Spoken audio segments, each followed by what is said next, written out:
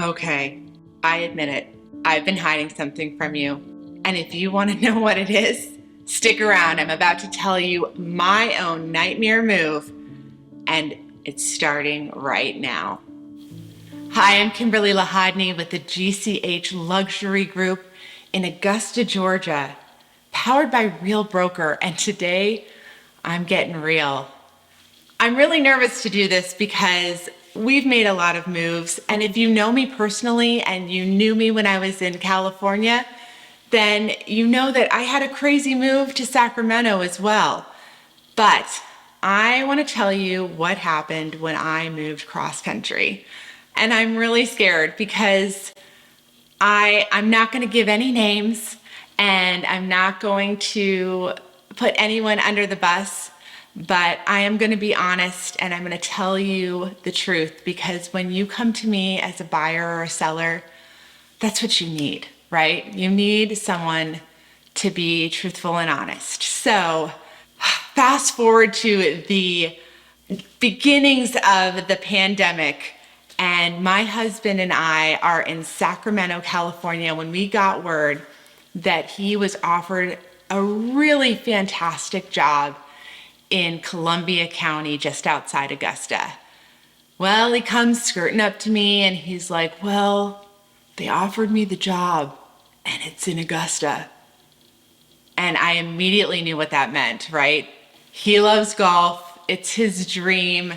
The idea that he would be anywhere near the Masters or this entire world of golf, I mean, it was one of the major factors. The other factor, of course, was he got a fantastic job and the mission was really awesome and he was up for the challenge. So that meant that I was closing down shop as a realtor in Sacramento. I also was in entertainment, so I was closing up some of those things too.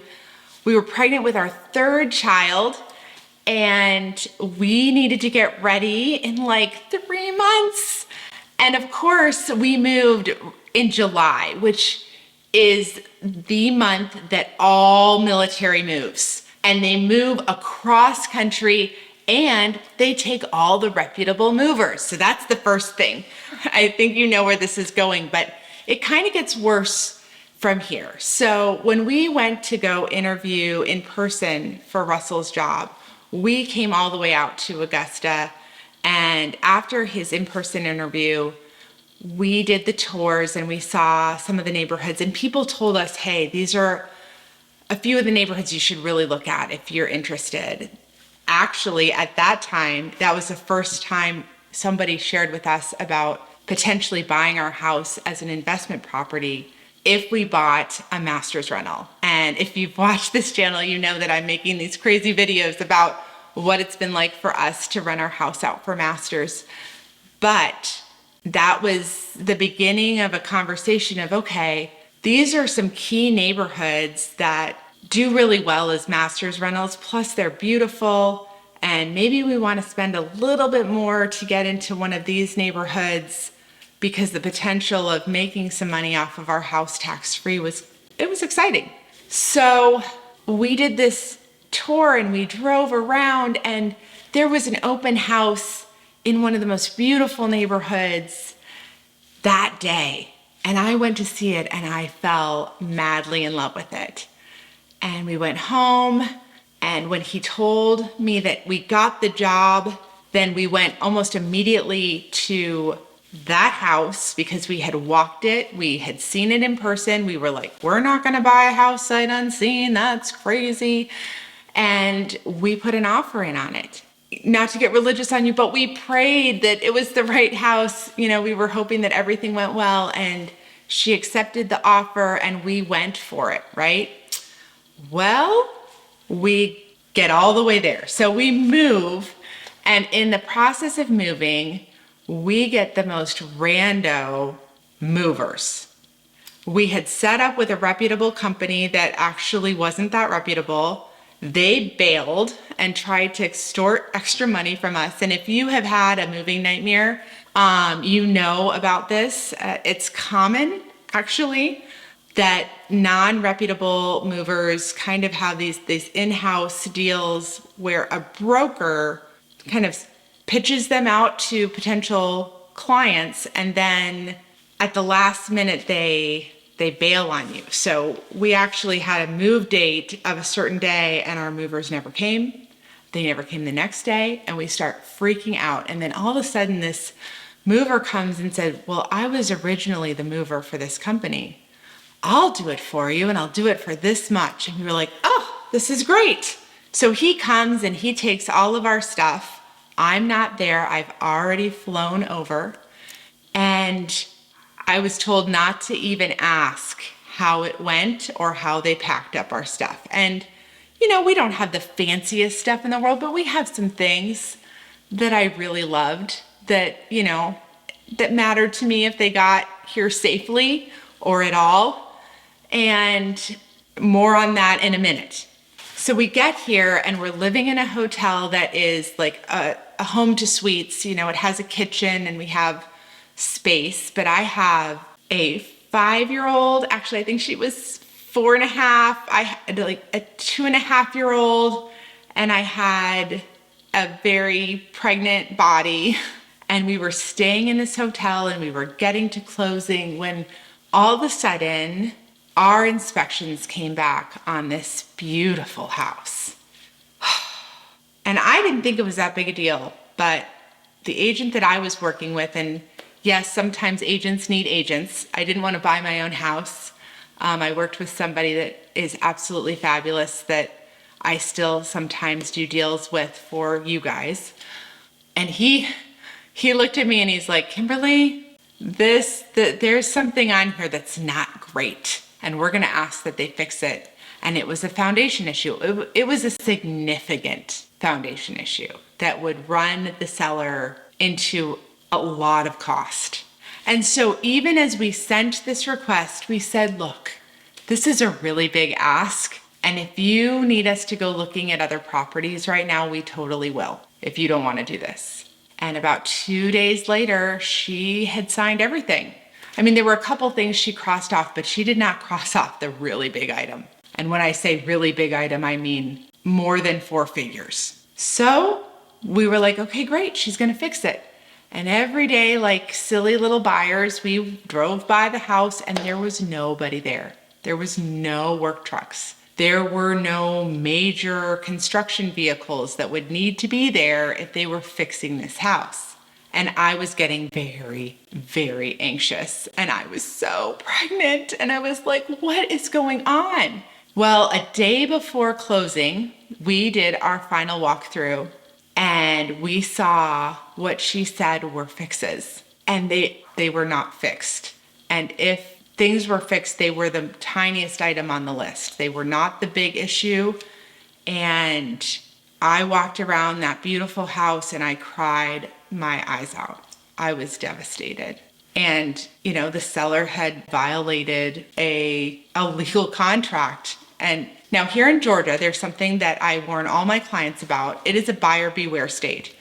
California, surprisingly, is much more pro-buyer. The seller is really on the hook if there's anything missing off the disclosure. And if you've been in California and you've bought a house and a seller has given you their disclosures, I mean, it's not just one disclosure, it's like 10, and it's like a lot of pages, and they have to be very specific, and they have to give you things, like lots of things, like when things were maintenanced, all this stuff, and they have to be up to date. So we began the process of negotiating what we're gonna do. We postponed closing because we couldn't close like this. And all I can say is that at the end of the day, receipts were given and they were from 2009. Like they had just happened. And it was not a fortunate situation. Now, I learned some other things on the tail end of this. I learned that the listing agent had allowed the seller to move into her next property before closing. In my opinion, that's never a good idea because something like this could happen. And ultimately, we decided that we were going to terminate. And the way that this particular broker handled it, they ruled in the seller's favor, even though the seller had broken a legal contract. So we did lose our earnest money, which was really devastating. It also meant that my children, who were wreaking havoc on the hotel room, were going to stay there for quite a few more days. But in the most miraculous way, there was another house. And this house had been always available during this entire time it had not sold. And as far as anybody knew, there was nothing wrong with this house. And I did not want to see it for a couple of reasons. It was in a neighborhood that was so nice, and it was a little too nice for us, in my opinion.